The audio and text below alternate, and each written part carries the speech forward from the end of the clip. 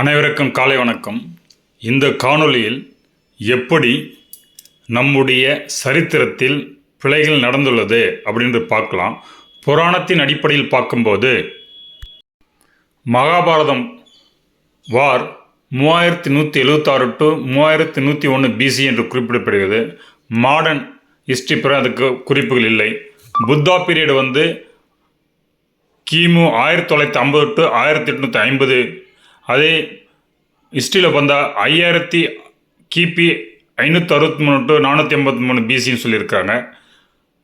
மகாபால Nanda 17th century PC. இன்னும் பல விஷயம் நமது மாடர்ன் ஹிஸ்ட்ரியில் கரெக்டாக பொருந்தவில்லை. மேலும் மௌரியர் காலத்தில் மௌரிய கல்வெட்டில் சோழ, பாண்டிய, சத்திய, கேரள, தாமிரபரணி புத்திரா என்று குறிப்பிட்டுள்ளார்கள். அத்தகையதை பற்றி நமது வரலாற்று குறிப்புகள் இல்லை.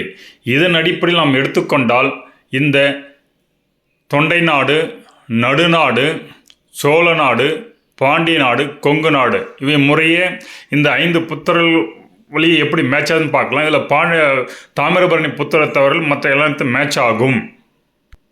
இத்தகைய நாடுகளின் அமைப்பை, அதாவது கிமு 1600க்கு முன்பு மௌரிய கால சமகாலத்தில் நாடுகளின் அமைப்பை நான் இங்கு 274 பாடல்பட்ட தலங்கள் மூலம் உங்களுக்கு விவரிக்கிறேன்.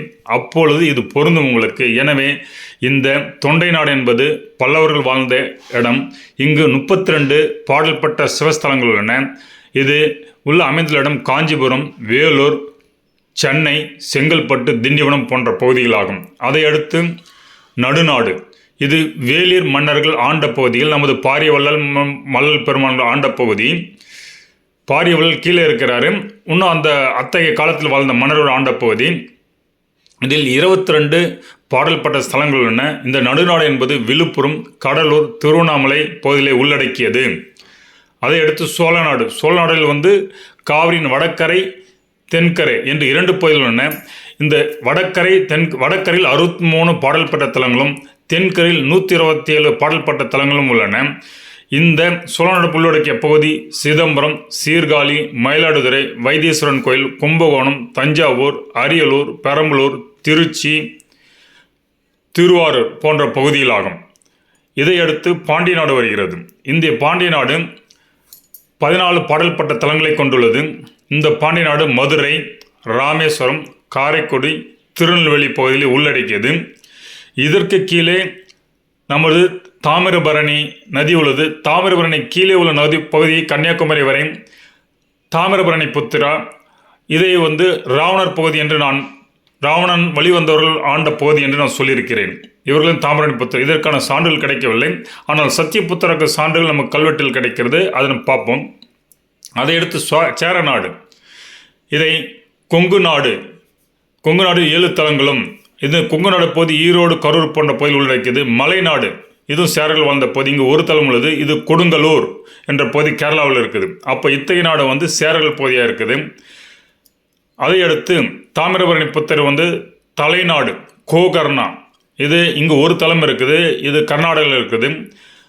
அதை போன்று ஈழநாடு ஸ்ரீலங்கா. இது இங்கு ராவணனுடைய ஆட்சி செய்த பகுதியில் 2 பாடல்பட்ட தலங்கள் உள்ளது. எனவே இத்தகைய தாமிரபரணி புத்திர பகுதியிலும் தலங்கள் உள்ளதை நாம் அறிய முடிகிறது.